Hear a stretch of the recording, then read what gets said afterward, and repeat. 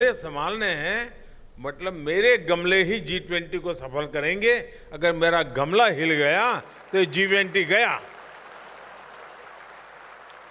जब ये भाव पैदा होता है ना, ये स्पिरिट पैदा होता है कि मैं एक बहुत बड़े सक्सेस के लिए बहुत बड़ी महत्वपूर्ण जिम्मेवारी संभालता हूं, कोई काम मेरे लिए छोटा नहीं है, तब मान के चलिए सफलता आपके चरण चूमने लग जाती है। साथियों, इस प्रकार से मिलकर के अपने अपने विभाग में भी कभी खुल करके गप्पे मारने चाहिए, बैठना चाहिए, अनुभव सुनने चाहिए एक दूसरे के। उससे बहुत लाभ होते हैं। कभी कभी क्या होता है, जब हम अकेले होते हैं तो हमको लगता है मैंने बहुत काम कर दिया, अगर मैं न होता तो G20 का क्या हो जाता। लेकिन जब इस बात सुनते हैं तो पता चलता है यार, मेरे से तो ज्यादा उसने किया था, मेरे से तो ज्यादा वो कर रहा था, मुसीबत को बीच में देखो वो काम कर रहा था। तो हमें लगता है कि नहीं नहीं, मैंने जो किया तो वो तो अच्छा ही है, लेकिन औरों ने भी बहुत अच्छा किया है, तब जाकर के सफलता मिली है। जिस पल हम किसी और के सामर्थ्य को जानते हैं, उसके एफर्ट्स को जानते हैं, तब हमें ईर्ष्या भाव नहीं होता है, हमें अपने भीतर झोंकने का अवसर मिलता है। अच्छा, मैं तो कल तक सोचता था यार मैंने ही सब कुछ किया, लेकिन आज पता चला कि इतने लोगों ने किया है। ये बात सही है कि आप लोग न टीवी में आए होंगे, न आपके अखबार में फोटो छपी होगी, न कहीं नाम छपा होगा। नाम तो उन लोगों के छपते होंगे जिसने कभी पसीना भी नहीं बहाया होगा, क्योंकि उनकी महारत उसमें है।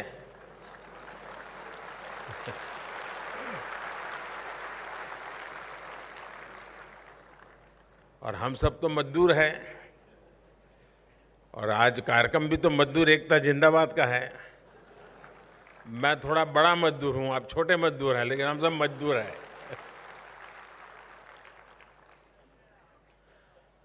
आपने भी देखा होगा कि आपको इस मेहनत का आनंद आया होगा।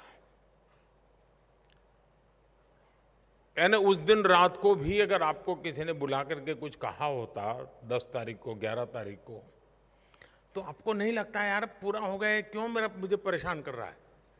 आपको लगता होगा नहीं नहीं यार कुछ रह गया होगा, चलो मुझे कहा है तो मैं कर दूं।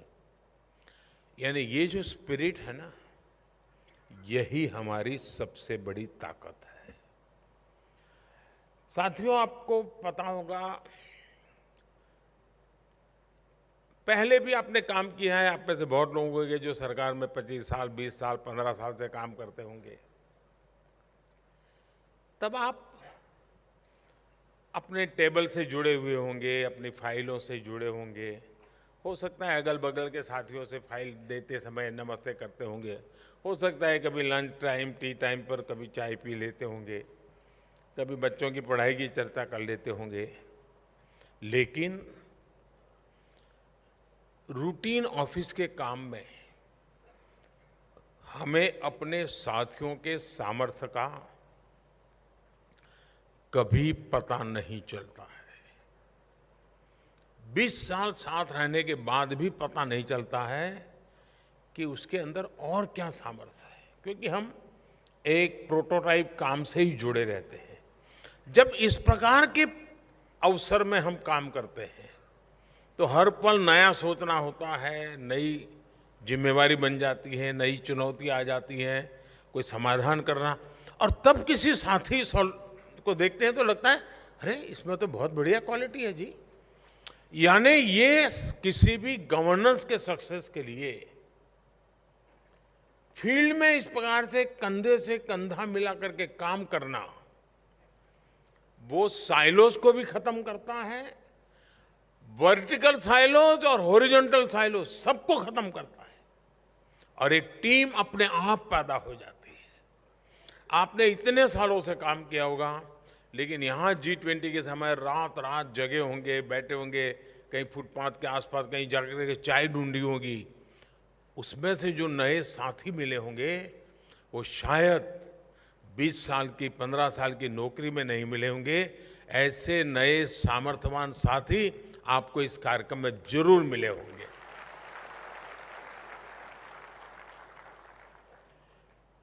और इसलिए साथ मिलकर के काम करने के अवसर ढूंढने चाहिए। अब जैसे अभी सभी डिपार्टमेंट में स्वच्छता अभियान चल रहा है, डिपार्टमेंट के सब लोग मिलकर अगर करें, सचिव भी अगर चैम्बर से बाहर निकल करके साथ चले, आप देखिए एकदम से माहौल बदल जाएगा। फिर वो काम नहीं लगेगा, वो एक फेस्टिवल लगेगा कि चलो आज अपना घर ठीक कर रहे हैं, अपना दफ्तर ठीक कर रहे हैं, अपनी ऑफिस में फाइलें पर निकाल कर रहे हैं। इसका एक आनंद होता है।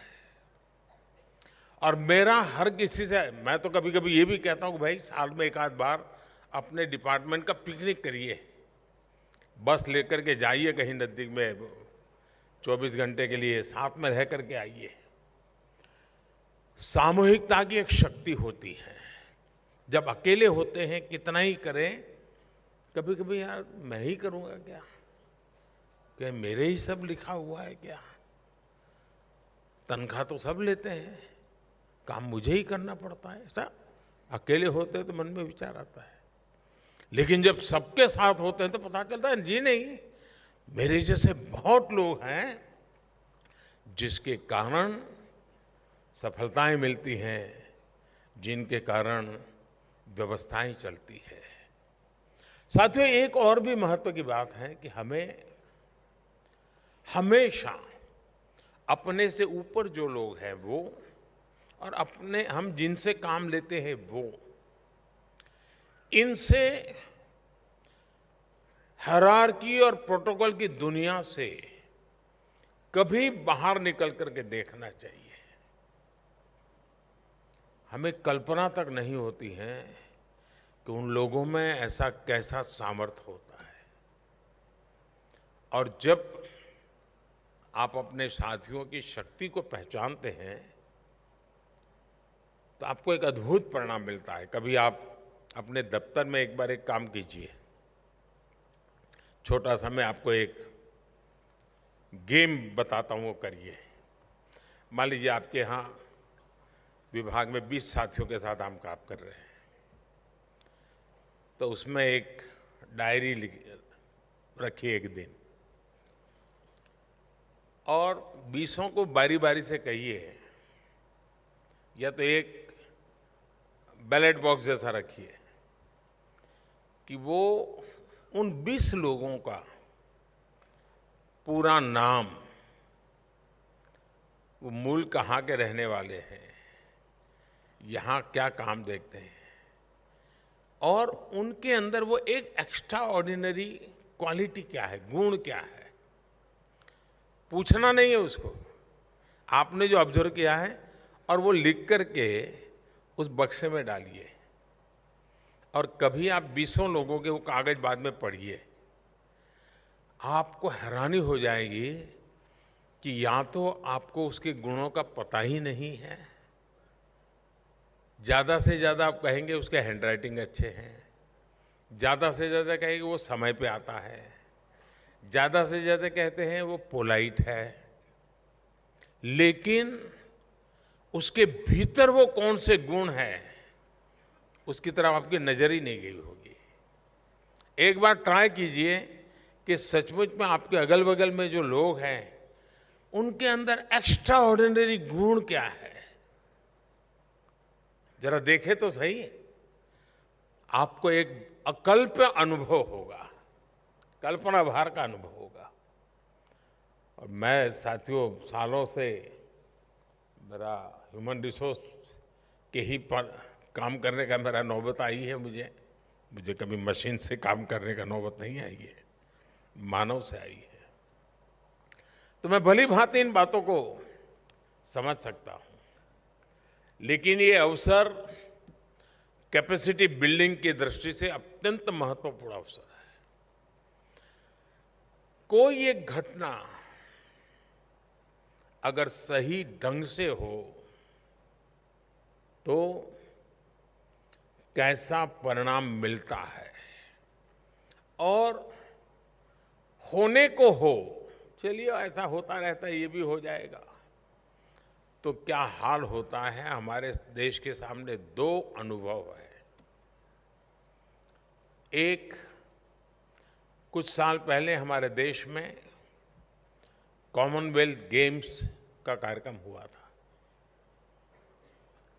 किसी को भी कॉमनवेल्थ गेम्स की चर्चा करोगे तो दिल्ली या दिल्ली बाहर का व्यक्ति, उसके मन पे छवि क्या बनती है। आप में से जो सीनियर होंगे उनको वो घटना याद होगी। सचमुच में वो एक ऐसा अवसर था कि हम देश का ब्रांडिंग कर देते, देश की एक पहचान बना देते, देश के सामर्थ्य को बढ़ा भी देते और देश के सामर्थ्य को दिखा भी देते। लेकिन दुर्भाग्य से वो ऐसी चीजों में वो इवेंट उलझ गया कि उस समय के जो लोग करने धरने वाले थे वे भी बदनाम हुए, देश भी बदनाम हुआ, और उसमें से सरकार की व्यवस्था में और एक स्वभाव में ऐसी निराशा फैल गई कि यार ये तो हम नहीं कर सकते, गड़बड़ हो जाएगा। हिम्मत ही खो दी हमने। दूसरी तरफ G20, ऐसा तो नहीं है कि कमियां नहीं रही होगी, ऐसा तो नहीं है जो चाहा था उसमें 99, 100 के नीचे रहे नहीं होंगे। कोई 94 पहुंचे होंगे, कोई 99 पहुंचे और कोई 102 भी हो गए होंगे। लेकिन कुल मिलाकर के एक क्यूमुलेटिव इफेक्ट था। वो इफेक्ट देश के सामर्थ्य को, विश्व को उसके दर्शन कराने में हमारी सफलता थी। ये जो घटना की सफलता है, वो G20 की सफलता और दुनिया में 10 एडिटोरियल छप जाए, इससे मोदी का कोई लेना देना नहीं है। मेरे लिए आनंद का विषय ये है कि अब मेरे देश में एक ऐसा विश्वास पैदा हो गया है कि ऐसे किसी भी काम को वे अच्छे से अच्छे ढंग से कर सकता है।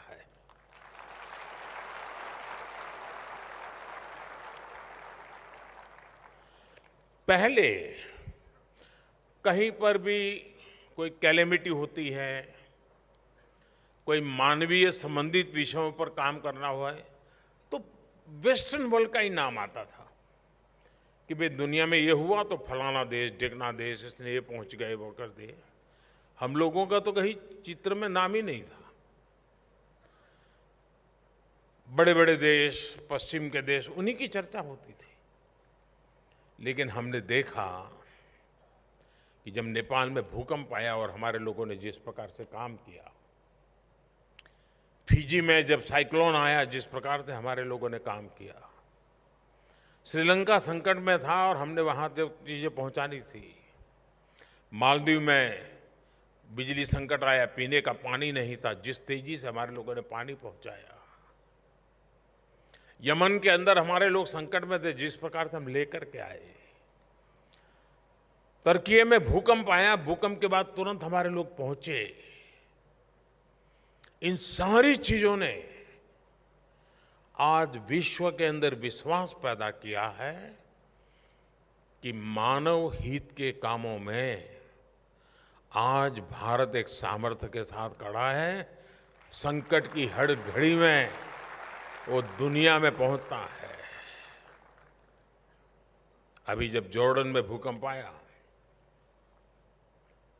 तो मैं तो व्यस्त था ये समिट के कारण, लेकिन उसके बावजूद भी मैंने पहला सुबह अफसरों को फोन किया था कि देखिए आज हम जॉर्डन कैसे पहुंच सकते हैं, और सब रेडी करके हमारे जहाज, हमारा क्या क्या इक्विपमेंट लेके जाना है, कौन जाएगा, सब रेडी थे। एक तरफ G20 चल रहा था और दूसरी तरफ जॉर्डन मदद के लिए पहुंचने के लिए तैयारियां चल रही थी।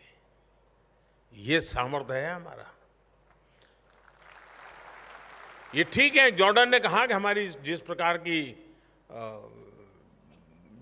टोपोग्राफी है, हमें उस प्रकार की मदद की आवश्यकता नहीं रहेगी।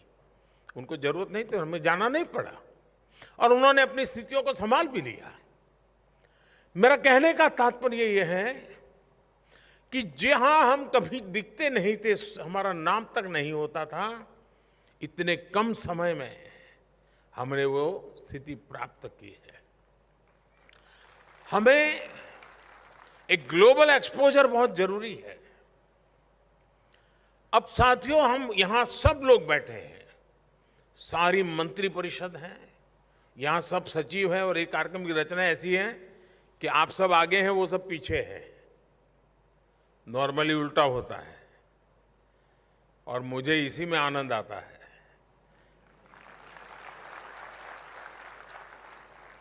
क्योंकि मैं जब आपको यहां नीचे देखता हूं, मतलब मेरी नींव मजबूत है। ऊपर थोड़ा हिल जाएगा तो भी तकलीफ नहीं है।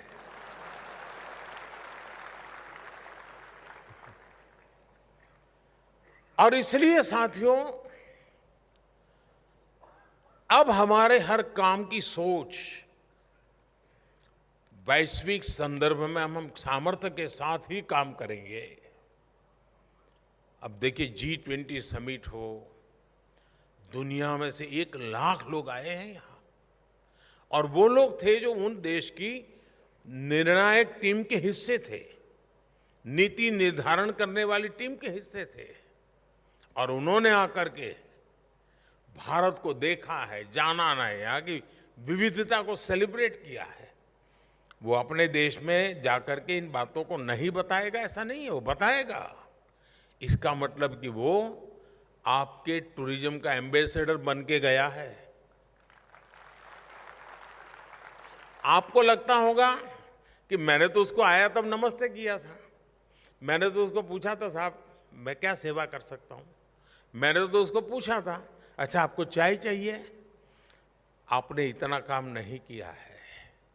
आपने उसको नमस्ते करके, आपने उसको चाय का पूछ करके, आपने उसकी किसी ज़रूरत को पूरी करके, आपने उसके भीतर हिंदुस्तान के एम्बेसडर बनने का बीज बो दिया है।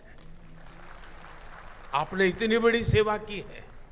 वो भारत का एम्बेसडर बनेगा, जहां भी जाएगा कहेगा, अरे भाई हिंदुस्तान तो देखने जैसा है, वहां तो ऐसा ऐसा है, वहां तो ऐसी चीजें होती है, टेक्नोलॉजी में तो हिंदुस्तान ऐसा आगे है, वो जरूर कहेगा।